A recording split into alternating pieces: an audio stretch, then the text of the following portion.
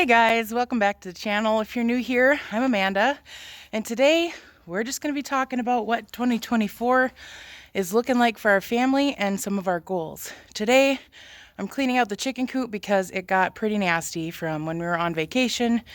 We went down to Arkansas for Christmas to see my husband's side of the family, did a little diamond and crystal dig-in, and just had a good time with everybody. So now we're back. It's 2024. We got goals and we got some things to discuss.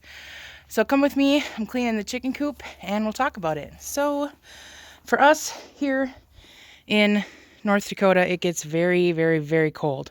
So we choose to, in the winter, use straw to keep our ladies warm. We have a little straw pile over there. Some of the top bales got snow on it. I got to get off. And I'm just scooping out with a pitchfork some of the crusty, gross chicken droppings that crusted on top.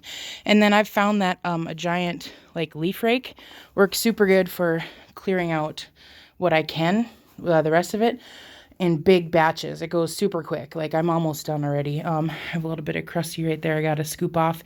And then I might come in here with a broom and just kind of get the remnants. There's some wet spots.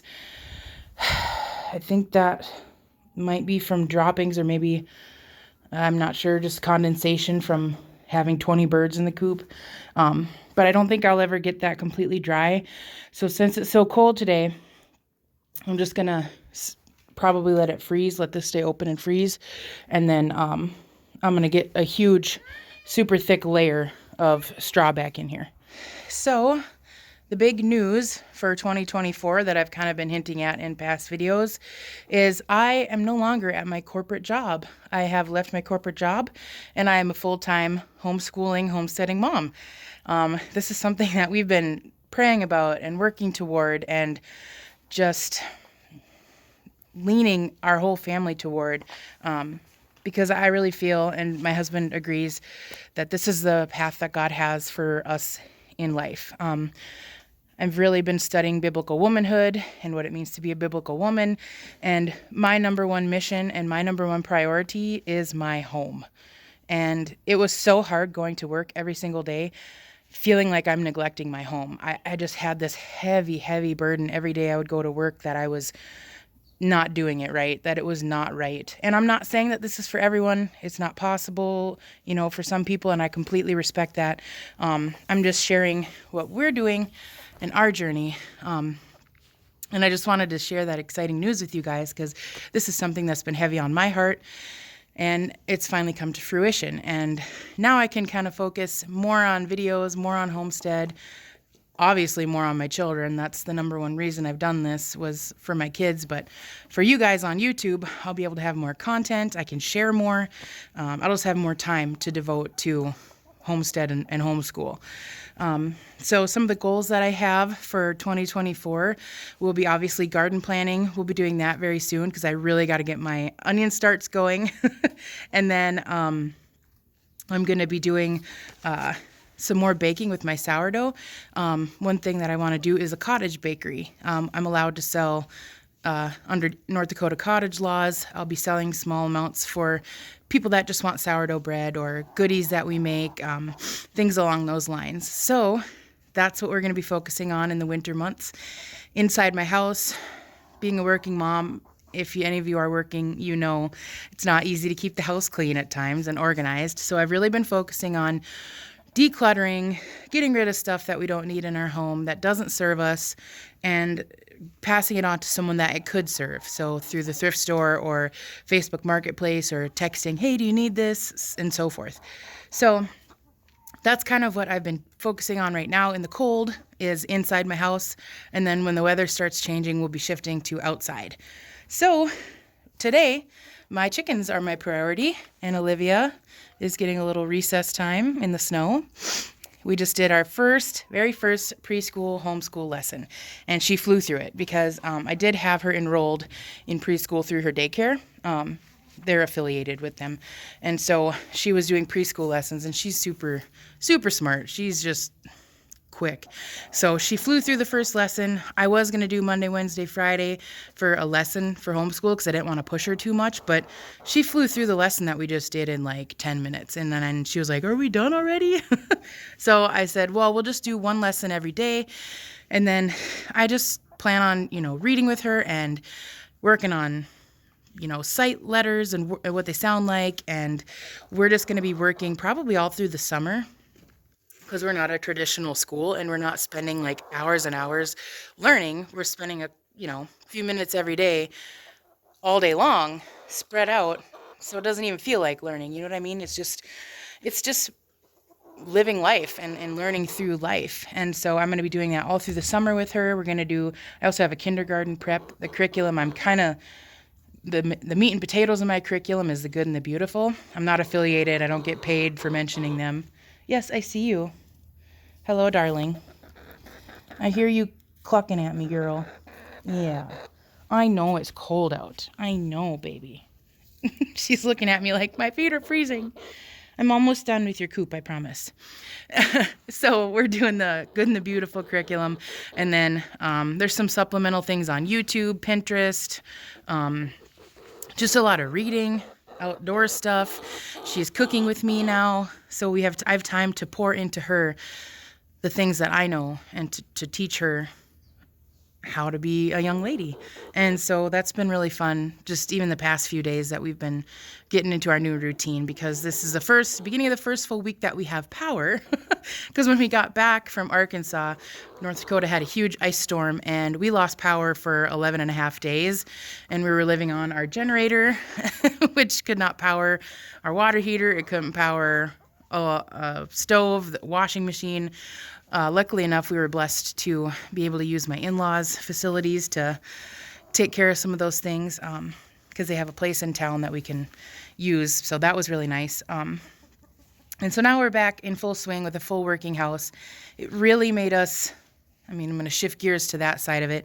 It made us really look at, what we're grateful for with the running water and, modern amenities and having that power at the flip of a switch. So it also helped us kind of shift our goals for 2024 and see the things that we need to look at doing. One thing is getting a wood stove installed. That is number one, top of the list. We've been pricing it out, looking at, how we want to do it, where we're going to put it, stuff like that. And then the second thing that we want to do is get propane stove rather than electric, because right now I just have an electric stove. Our propane tank is right to the north of our house, and so we're going to be able to run a line in. My husband's handy with all that, so he's gonna poor guy's gonna have to do the work, but I'll do whatever I can to help. We just want to get it so that if we ever did, living in North Dakota, winter storms, ice storms, we're prone to lose power where we live, so we want to make sure we're set up to be as comfortable as we can with that going forward. So I'm going to take you guys along with me. Obviously, I say that in almost every one of my videos. And just show you what life is going to look like now. It's going to be a big adjustment. We're going to be living a lot more frugally. That's something that I've already been practicing, but now I'm really gonna put the nose to the grindstone on that one, and just do what I can to raise my girls here and use the homestead to make a living. So there's a lot of things in works on that. I'll take you guys with us as we solidify some more of that. There's some more plans that I'm not really going into detail with right now, that we're looking at starting to make money with the land, basically, is what we're going to be doing. It's going to be a lot of work. Everybody, I quit my job and I just always had this, and it's not of God, and it's not, it's a valid feeling, but it's not something that I'm going to give much merit to. When I put in my 2 weeks at my employer and all of my coworkers are coming up to me, "What are you going to do now?" "Well, now what are you going to do?" And when my response was, "Well, I'm going to be at home and homeschool my children and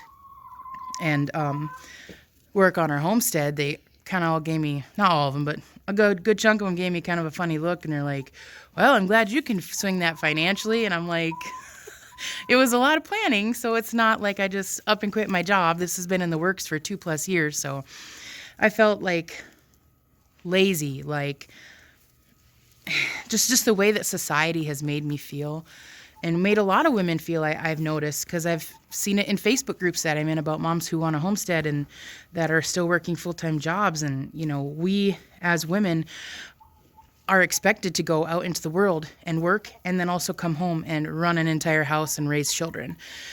And me working ended up sacrificing that time of me raising my children and having to delegate it out to other people like daycare and school and other people that were going to be taking care of her. And that didn't sit right with me. As a Christian, I'm going to be raising my children, and that's up to the mom to be doing. And that's how I feel. I don't push that judgment on other moms. If there's a mom that's career driven, that's completely up to them. Like, I'm not going to say that that's shame on them for going after a career. I'm just saying, for me personally, what I chose to do and what my convictions are is to stay home. And so I've been struggling with that feeling of I should be working, and why are you not providing income toward the house and stuff like that. So my husband said, you need to get that out of your head. I'm like, yes, I do. You're right. He supports this wholeheartedly, 100%. He's incredible.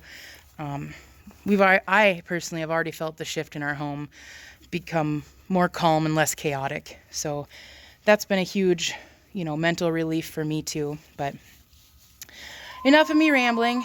What is it? Do you need to lay an egg? Oh goodness, I'm so sorry. I better get their coop cleaned. Because she's hollering at me because she has no nesting box. Honey, do you need to lay an egg? I'm so sorry. The nesting boxes are up with Miss Olivia. Can I finish cleaning your coop now, please?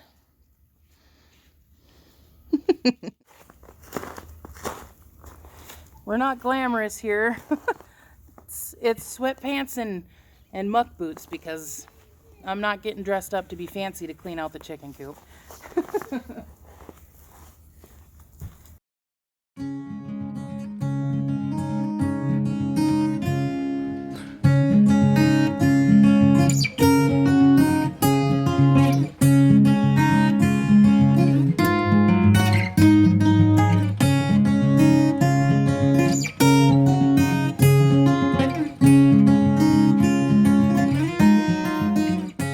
Okay, now that every single pocket of mine is filled with straw, I got all their fresh straw strewn out in here. It's still kind of lumpy in places, but you'll learn with chickens, if you don't have them, that they'll come in and do their own thing. They'll scratch and dig and push it around, so they'll make it how they want it. My nesting boxes usually mount over here, so I didn't put a whole ton over there right now. I got to bring the nesting boxes in and clean them. Right now, the majority of the ladies are here digging around, and her foot's cold.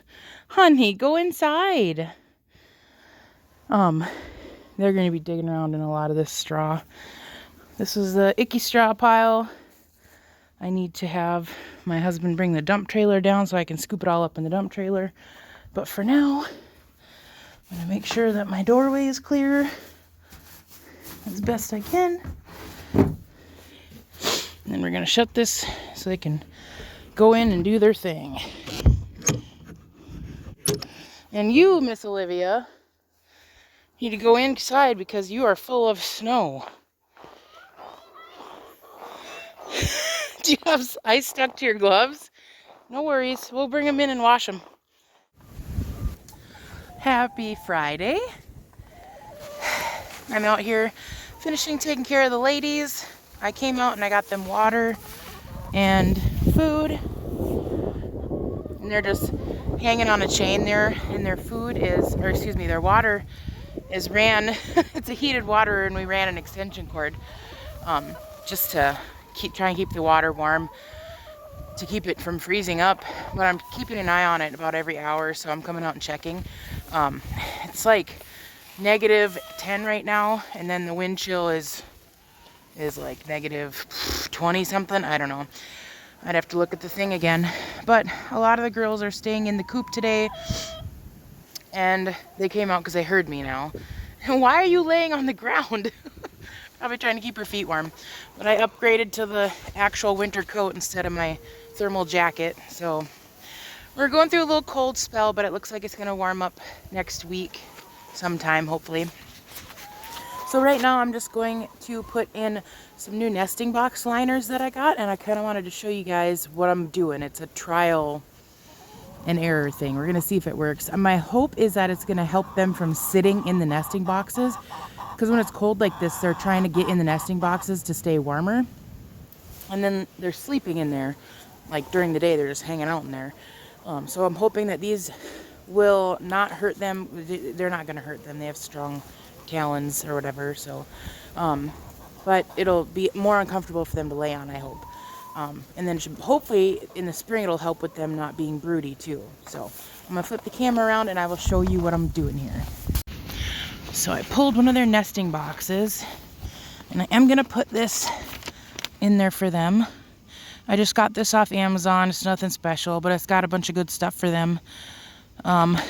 Just helps coop smell good, and then they can eat on it too. And then here's my liners. Since I have 2 nesting boxes, I cut 2 out, but they're plastic and they're like bristles. So hopefully any dirt that they drag in will just fall through the holes, and then it'll keep the eggs clean, and it'll be more uncomfortable for them, so they won't necessarily want to lay on them. So I'm gonna get in the coop. My hand is freezing. I have 1 glove on and 1 glove off for the camera, so my hand's cold. When I'm getting the coop, and I'll show you what we're doing. Okay, the girls are all in here and they're kind of noisy, but I got an egg already, and that's a fake one. I just keep it in there to encourage them to lay in there. And one thing I noticed about them is when I put the egg in, it automatically rolls it to the back. So hopefully that'll help them from getting crushed too when the ladies go in and out. So then I just took a handful of the herbs and I just literally threw them in there so they can kind of peck around and eat some herbs and do their thing. And I got an egg already. Thank you, ladies. What you doing? Who's making all that racket? You can't sit in the doorway, girl. You're blocking traffic. See, sometimes they lay eggs over in these corners, and then when they're bored like this, they'll eat their eggs, and then oh, there's an egg. You're okay. Brr. I didn't mean to scare you, my goodness. So I think I got all the eggs. Hi, baby. Hi, girlfriend. She's one of my most friendly girls. Hi, baby. Is it cold in here? It feels good in the coop. I keep a thermometer in here. Looks to be... It's above 0, so it's not negative. It's hard to see on my camera. Oh, why can't we see it on the camera? That's crazy. Oh, there we go.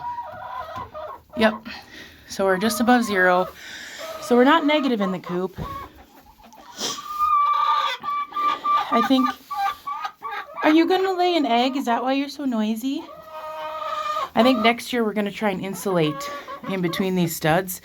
We'll throw insulation up and then some boards to try and keep it a little warmer in here. With all their body heat, it keeps it pretty nice. So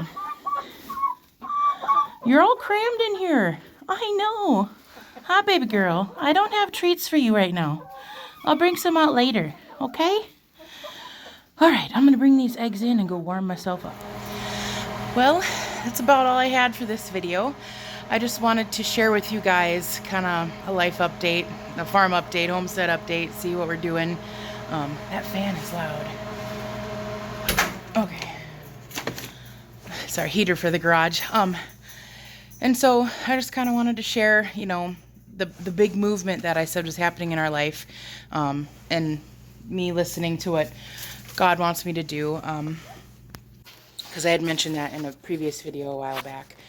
And I just had to take a leap of faith and do what God wants me to do, because anybody that knows me knows that I'm a worrier.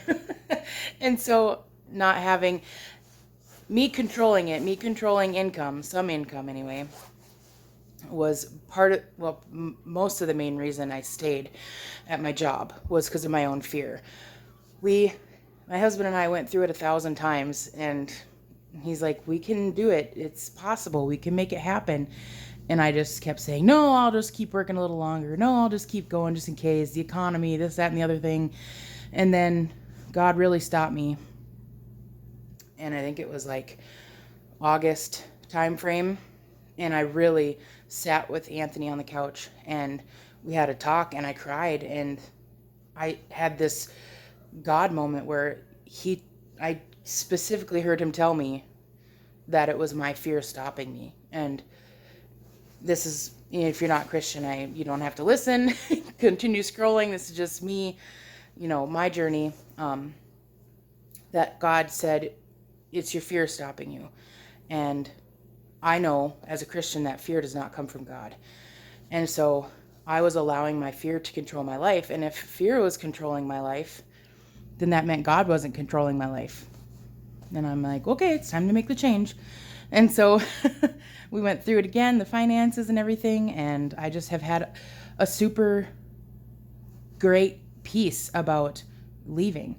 And I'm so grateful for that. I was afraid that I was going to be scared. Obviously, it was very emotional. Like, they're my work family, 16 years of being at this company, and I've literally grew up with these people. I've worked there since I was 18 years old, and my whole adult life has been that place. So it was a huge change. I mean, just nuts. And so now I'm kind of getting into a routine and developing a routine. Being my own boss, so to speak, is different because I really push myself, and I have a lot higher standards for myself here. And so I've been working through some of this stuff and kind of talking with my mom about it too, about how I feel like I'm failing every day. It's kind of weird, but I have to understand that I'm not capable of everything that my mind tells me I should be doing within a day. It's not realistic, and it's just me, I don't know, I guess, thinking I need to get it all done right now. Like, I need to have the garage cleaned out. I need to have all the homeschool curriculum done and planned out. I need to have the whole house clean, laundry done, like coop done, the garden planned out, everything needs to be done now. And so I just need to learn to give myself grace. And I think this is going to be a wonderful time in my life to learn and reprioritize what's important, because spending time with my children has been it's been like a vacation, honestly. It's been like feeling like a vacation with my kids, and I get to spend time with them. And I'm not as stressed out, and I'm not as angry, and I'm not as crabby. And I've noticed that in myself. So I just had to share that I'm very blessed, very thankful. And this new chapter in my life, I'm going to be able to share a lot more with you guys too. My sourdough starter is on my counter right now, and I'm going to show you a recipe. Probably a discard recipe. I had started a recipe to share with you guys how to do sourdough when you're a working mom. Well, I'm not working anymore, but the concept still applies. I'm still gonna, edit the video, because the video is from November into the beginning of December. Things got crazy with Olivia and her tonsils getting out and stuff like that, so I didn't get it shared, but I will still use some of that footage to share with you guys, because I do think it's important. If you are a working mom, or, just a working person in general, the steps that I used to incorporate sourdough into our life while I was working are very important. None of that changes now that I'm not working. It still is a concept that can be put to use. So I'm going to show you a recipe, because the recipe that I was doing in the video did not turn out. I'm not even going to share that footage. The bread was edible, but it was like super dense, and I figured out what I did wrong. So I'll be able to share that with you guys in the video as well. So I have a sourdough video coming up, and then I'm going to be doing garden planning 2024, and I'll bring you guys along with that one. And then I'm also going to be starting my onion starts. So those will be in a video as well. I don't think I did that last year, so I'm going to do it this year. And it's January. I'm zone 4, and I'm already starting my onions. It's very important to get them started, because they need time to get, pretty decent. You don't want them to transplant too little, because I was right on the verge of transplanting them too little last year, and some didn't make it, but it was kind of rough going. They didn't get growing until like July. So I want to try and avoid that this year, and we're going to get them started earlier so they are more mature when we put them in the ground. So I'm going to go inside. My two younger girls are inside doing a kiwi crate project, a little STEM project. I'm going to go see how they're doing, and then we're going to get lunch going, and it's going to be a happy Friday. Thank you guys for being here. I really appreciate you. Like, subscribe, share, do all the things. I appreciate that too. So just continue to keep me in your prayers if you're a praying person, and we'll see you on the next video. Bye, guys.